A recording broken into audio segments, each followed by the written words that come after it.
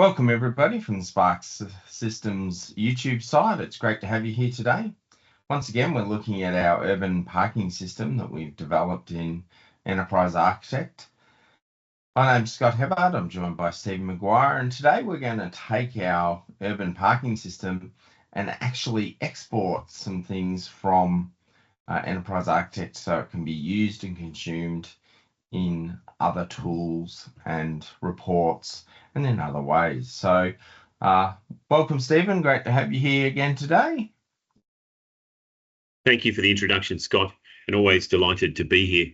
Yes, we've been creating a lot of content in various parts of the repository, from requirements and strategy and decision modeling, database models. And now I think it's time for us to look at how we can export some of this information and make it available to people outside Enterprise Architect. We appreciate the fact that that Enterprise Architect isn't the only ball game going on in the playground, that customers have other applications that they use, and they need to sometimes get the information out of Enterprise Architect into those other applications. So there are a lot of facilities inside the tool that will help users achieve that goal. We normally set our perspective, Scott, but in this case, we don't really need to set a perspective because we're not doing anything that requires a change to that perspective. We're looking at kind of more global things about the tool. So let's get started. The ribbon that is all important in this endeavor is the publish ribbon. You see, I've got that already selected there. And the publish ribbon's got a number of panels on it. We start from the left. We've got model reports, model diagram images, and then model exchange. So let's dive into this and have a look. The thing that people seem to want to do most is to be able to export a diagram from the tool and paste it into one of their favorite tools. So let's have a look at that. We're going to open up a diagram and we'll look at our structural models and our class models, and we'll open up the main type of diagram. Now, we created this in an earlier video, and if you're not familiar with it, I encourage you to go back and look at that. But the diagram is quite useful. It's describing the things that are in the parking meter domain. We've got motorists and parking meters. It's a very simple case with that diagram open to go to the publish ribbon, to go to the diagram image panel, and to drop down this item, save. And we can say save to file, and I can simply click on that, and that's going to go over to a file. I've done that once before, so let's just overwrite that file there, and you can see that that's gone out to the file. And the other thing I can do is simply save it to the clipboard. So it's now in the clipboard, and I can now paste it. So I can then paste that image into Word or a PDF editor or into an image editor if I wanted to change background color or something like that. That's it, Scott. It's very simple, and I can just, put it in there, and I've got a place there for it. If I hit Control V on my keyboard, in it goes, and you can see now that that diagram is available inside that editor. So whatever your favorite word processing tool is, you'll be able to paste it into that tool. So when we're saving it, we saved it to the file. We can choose all sorts of different formats, from SVG, EMF files, extended meta files, PNGs, JPEG, GIFs, lots of different opportunities there. I would say, Scott, that it's very unusual for me to be pasting things into external Word processing documents. There are times when there are contractual reasons for me to do that, but more often than not, I'm looking at the diagram through the web tools. So, a tool like Prolaborate, which allows you to view your models online through a browser, is very, very powerful, and you can give people access to that. It even has publishing facilities from Prolaborate into tools like Confluence and SharePoint, and places where people might be consuming that information. So enough about that. That was just an example of how you get that out. Now, of course, that could be any tool. Your favorite slide presentation tool would work as well. So if you had one of those images and you wanted to print them to take it along to a meeting or something, Is it possible to print those images? Yeah, sure, Scott. So that's another option there, and we can press the print there, and we can hit print preview, set up Yep. your printer, print to PDF there, and we can do that. But I'll just hit a preview, and you can see what it might look like if I just printed it to a document. So that's a facility that's there. You can set up your own printer, decide on the paper size and all that kind of thing in Enterprise Architect. So that's another option that you can use. If we look across now to the model reports panel, I'm going to cover this briefly because it's part of the facilities to be able to export content. And what I'm going to do here is just cover it briefly because we will cover this in much more detail in future videos.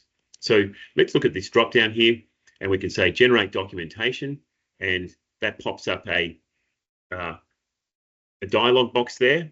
We've got the package name, and we can choose a different package we want from here. We can browse to a particular location that we want the file to go to. We want it to be in PDF format, is what we've chosen there. We're going to choose a template. So there are a range of built-in templates that you can use that are all here, and I'll just scroll through them very quickly. But you have got the capability or the facility to create your own templates, which is something that I do quite a bit of in my professional work, is creating templates that match some kind of contractual obligation that a client might be in. Let's just choose model report as a template. We've got a table of contents, user guide thing. We've got a number of things there. Landscape, let's go for portrait there. We could apply a style sheet that would change the way that the information is generated. So that's another powerful thing to do. We can use a different diagram theme. So we've got a range of different themes there. So we don't have to use the same theme as we're using in our model. And you can see that there are a lot of different examples there. Monochrome for printing is an interesting one. It gets rid of any of the kind of the color and things out of the diagrams. We can suppress particular sections in there. So lots of things we can do there. Languages, watermarks, all sorts of other things. But let's just hit our generate button here and see what happens. So we'll generate that, and that's generating all the elements. You can see the progress meter there, giving you an indication of all the elements are being produced. And this is a very detailed, this particular model report is very, very detailed. So let's press the view button and view that. And that's popped up on another monitor. I'll just drag that into this onto the screen. Yes. Yep. And there you can see that it's generated this model report for the class model. And is it possible to customize some of those logos and things like that? So yeah, if I actually want the template but would just like it to contain some of my own corporate styling? Yeah, absolutely, Scott. So there's infinite flexibility with the tool to be able to do all of those kind of things. And as I said, implying style sheets, so the whole the styles of all these things have been changed as well. But that's that model generation. We went to a PDF. We can go to a docx format or a number of RTF, rich text format. So I'm just going to drag that off the screen for a minute, and we will go back and look at our the rest of our capabilities for exporting information. So let's close this one. And custom document is another one. We're not going to talk about that again today, but I can create really quickly create a document by just dragging particular packages on. Now, the difference here, Scott, and I'm like I said, I won't go into the detail, but what you can do with a custom document is incredibly quickly just cherry pick things that you want in the model. So when we did the document generation before, we chose a particular package, but the custom document allows you just to cherry pick information that you want. So you could have a few class diagrams, a few requirements, and maybe some strategy and pick and choose. That's right. Yeah, the sky's the limit. You can choose anything that you want and include those. So infinite flexibility there. Similar thing with model documents. You're actually using the diagramming features of Enterprise Architect to create a model of your document, which is a really useful thing to do. A lot of organizations that are publishing houses do exactly that kind of thing, where they model their documents so they can see incredibly easily, how the document's going to be made up or what it's going to be comprised of. Then they can move particular items around. But again, we're going to cover that in a different video. The template editor, I mentioned that. Let me just click on that and you can see what's happening here. This brings up a template, and I've got the flexibility now of including all sorts of different parts in the model. So in my document, so lots and lots of opportunity there. And when I go into one of these, I can very quickly just enter information. So I've got access to all sorts of information. The GUID, the author, and the name, the full notes, everything there. So anything that's in the model, you can put into this template. Report. Yeah, this template. Now, it's not describing a particular class diagram or a particular class element. It's describing more generally, elements. So it would apply to anything: class diagrams, component diagrams, strategy diagrams. So lots and lots of flexibility. Don't be overwhelmed by this. There is a huge amount of functionality there, but we will cover this in another video, and you'll see how you can create your own templates and generate exactly what you want out to meet, whatever the requirements are, your internal requirements, your contractual requirements. And, I can guarantee you that, you can get a document out of Enterprise Architect that will, match what's required, the styles, the formatting, the information that's required. So let's just close that one again, and let's move on a little bit. I want to save that. The next panel is the next part of this panel is the HTML generation. And again, we're going to look at generating that in another video. I'll just bring that up so you can see what's going on. We can publish as HTML. Now, really, what you're doing is publishing out a little website, if you like, a little file-based website that's going to have HTML files, representing the pages that you want, custom style sheets, and other things. But I'm not going to talk about that now. I just want to show you that that's there, and that's going to be covered in another video. So stay tuned for that video. The next panel is this model exchange panel. So one of the other things, apart from exporting files, that people want to do is they want to put it into a spreadsheet, because spreadsheets are very ubiquitous applications in the business world, and people are very familiar with how to use them, and they often want information generated out to a spreadsheet. So let's have a look at this one here, particularly the CSV, so the comma separated file, and let's put that there and have a look. Now, there are two important menu items here: the CSV import export and the CSV exchange specification. So let's go and have a look at that, and let's have a look here. Now you can see we don't have at the moment a specification. So this gives an immense amount of flexibility. When you first look at it, you think, oh, I've got to create a specification first before I can export. But that's exactly what you want to do, because you can define the specification and then reuse it on other packages and things. So let's have a look at that, and we'll create a new one. So we're going to give it a name, and we'll call it requirements. We're going to export some requirements. We can put some notes in there and say, exchanging requirements to a spreadsheet. Yeah. So always encouraging people to write in notes, because that's a useful thing to make sure that new people coming to the project will understand. The default file name. Now let's browse this one, and let's go for a default file name here. So we just call it requirements.csv. So, or we could give it a let's go with urban parking, since we've got that one there. Urban parking requirements. I can put it as a CSV file there, and that's the only option. So that's the one that's defaulting to, and I'll say save that. And nothing's happened yet, Scott. I'm just defining the location where we're going to be exporting to. Now I've got the default direction. Some people do a lot more exporting than they do importing. So let's go export as our preferred format. Let's leave the default types out there. Preserve hierarchy, Scott. Interesting option here, checkbox. When we've got elements like requirements or even strategy or other types of textual elements, they often are in a hierarchy. Capabilities are another one from the enterprise architecture space. So is that where you have one requirement under another and groups of requirements? And that's right, Scott.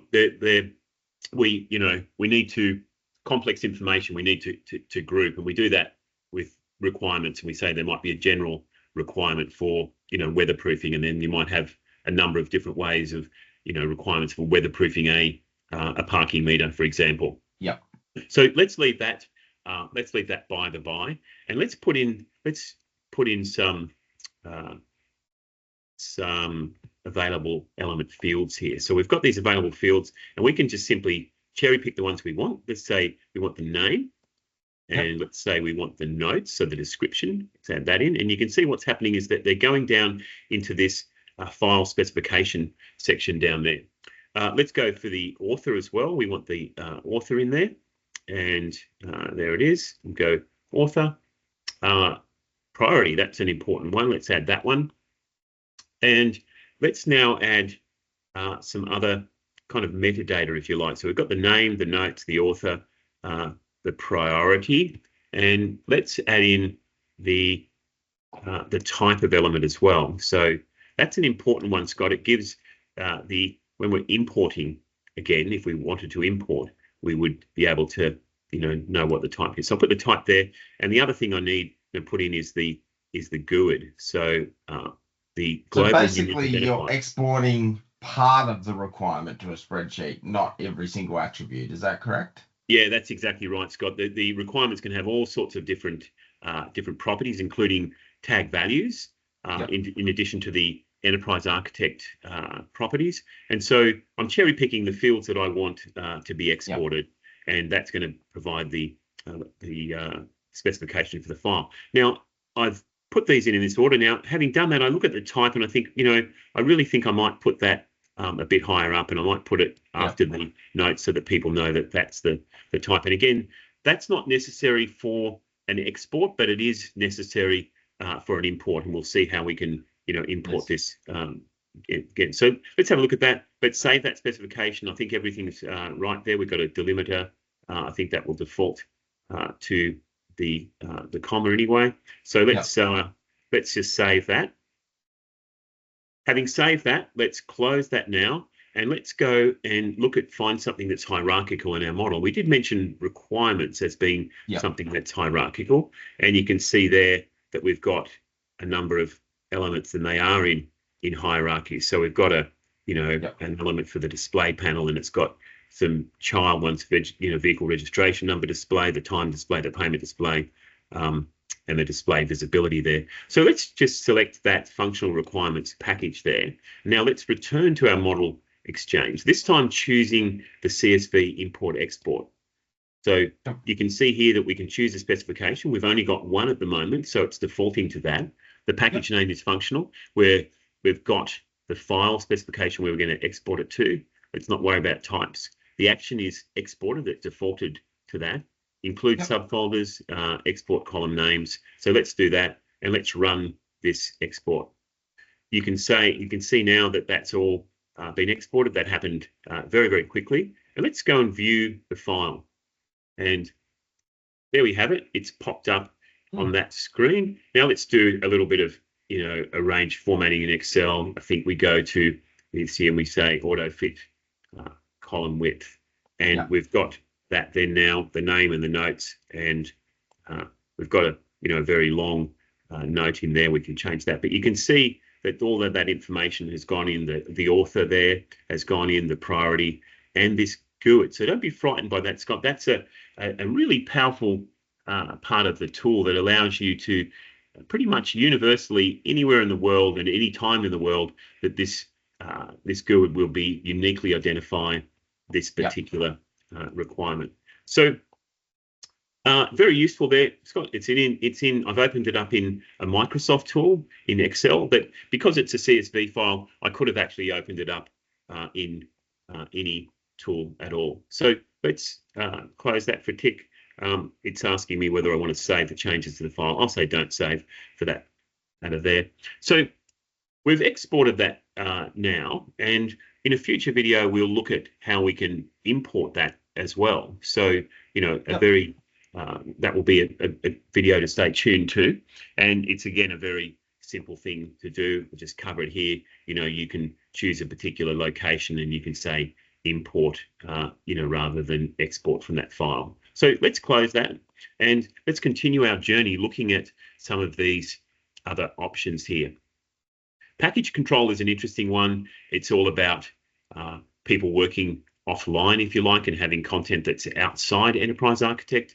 A lot of options there, and again, that will be covered in a future video. But there are options for people to be able to work offline and have the content out in a file, and then in an XML file, and then at various times bring their content back in. And the tool's got, incredible capabilities for merging that information back in again. So that's a kind of an easy way to be modeling, or for modelers to work offline. So let's have a look at these and these other couple of options here. We'll come back to reusable asset and publish as. Let's just look at this export option here. We've got a number of different menu items there: export with full round trip, native format, XMI format, and then export to other formats. ArcGIS, which is a geospatial format, in core, BPMN2, XPDL, and a number of other formats there. So, the So options it's not are just requirements. You could have a geospatial model that's been modeled in Enterprise Architect and export that as well. Yeah, that's exactly right, Scott. So this, for this XPDL format, it's a workflow management coalition format. Yep. So Enterprise Architect supports that. And the Encore one is an Eclipse format. If you're familiar with the Eclipse environment, it's Yes. modeling architecture overview. So there are lots of options there. But let's just have a look at some of the simpler ones here. So the native format.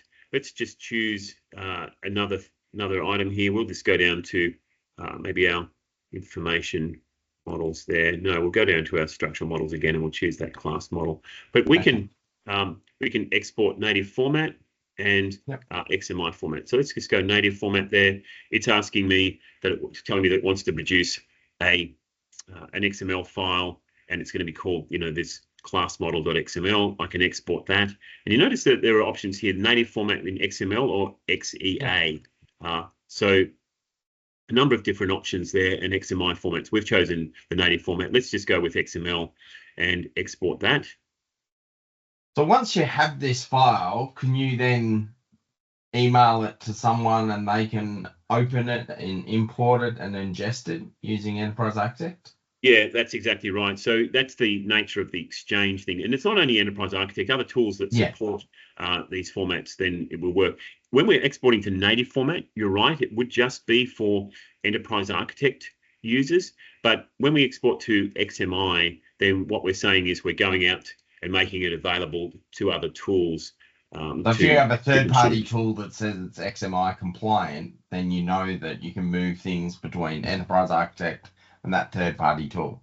Exactly, Scott. That's exactly right. So I just press the View XML button, and you can see this. And for the first time, we haven't seen this before, but this is an internal, XML viewer or file viewer inside Enterprise Architect, which is very, very powerful. You can see that there's line numbers down here that allow me to identify these particular things, and I can see the name of these elements as I'm looking through them. So we've got here this debit card. So if I looked into that, I can see that debit card there. And of course, I can search inside this file if I wanted to. If I just hit Control F and hit parking meter there, it can find all the instances of parking meter. So this might look a little bit scary to business users, but just be assured that the tool has you covered. You may not want to look at this yourself, but you may, there might be people in your technology part of the organization that, business users love it when they're not locked into a single solution and when they can move things around. So exactly right, Scott. And lots of things in here on this editor. We can, turn line numbers off, for example. We can, expand these ones here and look at, particular things and go to a particular part like the author there. We can say that's the author for the debit card. And so that's this XML export. And I'll just close that for a minute. And I don't want to talk about this in detail. Like I said, we can generate out BPMN, export format as well, XPDL, lots of other things. So when I look at other formats, I'll look at that, and it brings up this dialog box, and you can see that there are a range of other formats there, and general options about exporting diagrams, generate diagram images, so I can do that and choose the particular format that I want to be in. Exclude EA extensions. So Enterprise Architect is incredibly compliant tool, Scott, and it honors and all of the standards that it supports. So the UML, the BPMN, business process modeling notation, decision modeling, ArcGIS, lots and lots of standards that it supports. But it needs to add its own extension sometimes to be able to include meta information. For example, those standards don't have, other information like glossary information, for example. They don't have other information that can make the models more powerful in Enterprise Architect. So you can exclude those things if you want to there, and lots of different options there. So I'm going to close that, including the style sheet. Actually, there where you can apply a style sheet that will post-process or on the way out process those elements. So I'm going to close that for a minute. And again, we can see that the same dialog box popping up from here. So that's just when publish as, we can look at that as well. The other thing we can do is publish to a reusable asset server. Now, again, this might sound a little bit ominous to people in the business, but reuse is everyone's business, Scott. It's not only the business of the technology people, but the business people as well. Productivity gains you get from reusing are always welcome for the bottom line. So there is a reusable asset server, and what it does is that it links into a cloud model. So this is up in the cloud, which is incredibly useful, that you can put the models up in the cloud, and no matter where you are, you can, draw down them if you've got access to them. So I can browse for that there, and I can look at it and say, look, there's an urban parking baselines model there, and a model that I can go to. This one's a local host, so it's, running on my own machine that's acting as a server. So you could do it locally, but that cloud could be anywhere in the world. Exactly, and would be, in your region, but be able to be accessed by different people. That then gives you the ability, once you've published the information and it's been put into a storage, you can then, draw down on that information. So a classical example, a use case there, Scott, is you finished a big project. Say you were developing a hospital system, and you did a whole lot of, requirements work for the front of house, part of the hospital, in the back of house. So, all of the supporting, the supporting infrastructure and things that you're describing that make the hospital run. You may have those there. And at a state level, if you're a state department or a federal department, you could then export these things out, like the requirements for, pharmacology, or the requirements for surgery, or, the implementation details, the components that are used to deliver, music and video to a patient's room. So you could store all those, and then when another hospital's being built, you might then do that. You might then be able to reuse those. So I'm going to move away from the baseline there, Scott, and we've talked about all the things that I want to talk about model exchange. So lots of opportunity there to get content out of Enterprise Architect.